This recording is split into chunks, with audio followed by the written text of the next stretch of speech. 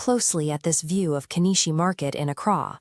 It is a dense network of buyers and sellers actively exchanging money for everyday goods. Now, imagine a vendor transports a truckload of textiles from Kumasi down to this exact market. Even though those goods traveled hundreds of kilometers across different regions, does that transaction count as international trade? To answer that, we look at trade in its simplest form. Trade is the exchange of goods and services between individuals, businesses, or regions. When that exchange occurs entirely within the legal boundaries of a single country, it is defined as domestic trade. Since the truck from Kumasi never crossed a national border to reach Accra, the transaction remains domestic. Geographical location relative to those borders is the final dividing line between internal and international exchange. Domestic trade is defined by 6 specific structural features. First is geographical scope, meaning transactions stay within national borders. Second is currency. These trades utilize the country's own national currency. Third is the regulatory environment. Every transaction is subject to specific laws, taxes, and trade policies enacted by the domestic government. Fourth is the market structure, involving the movement of goods through wholesale and retail levels, from large-scale distribution down to individual consumer sales. The fifth feature is the variety of goods and services, which covers everything from electronics to professional consulting. Finally, there is the contribution to GDP. The total value of these internal transactions is a major part of a nation's overall economic output. These fanned-out steady banknotes represent the shared medium of exchange that allows domestic trade to function. Because everyone within the borders accepts the same currency, buyers and sellers avoid the complexity of exchange rates and foreign banking fees. These 6 features, geography, currency, regulation, market structure, variety, and GDP, establish the boundaries and rules of a country's internal economy. This internal movement acts as an economic engine.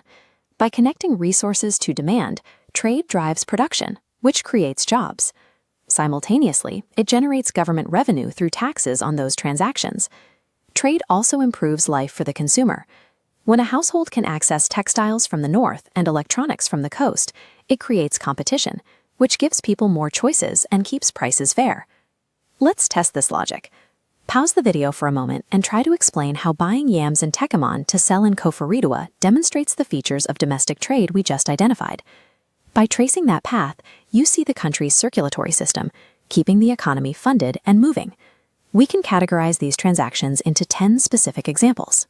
Wholesale trade involves buying in bulk from manufacturers, while retail trade is the sale of individual items directly to consumers. You see this clearly in local markets, where vendors sell fresh produce directly to the community.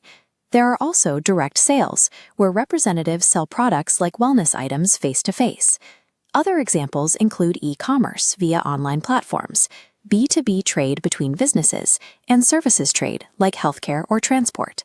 This also covers government procurement for infrastructure, franchise operations, and the provision of financial services like banking and insurance. Whether it is a government procuring materials for a new highway or a consumer buying a single bowl of grain, every one of these transactions follows the same principles of domestic trade. Now it's your turn to see these mechanics in action. Form a group and visit a nearby market to interview vendors about where their goods originate. As you gather your data, remember to show respect for different cultural beliefs and practices. Next, look even closer. Observe your own school environment and list the examples of domestic trade happening right outside your classroom.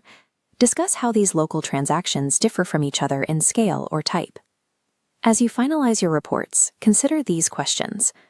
Why is the national currency essential for these markets? How does wholesale trade support the retailers they observed? And what role does this trade play in creating local employment? These daily exchanges in your own town prove that economic mechanics are constantly at work in the real world. By observing trade in your own community, you have mastered the rules that keep the entire nation's commerce moving.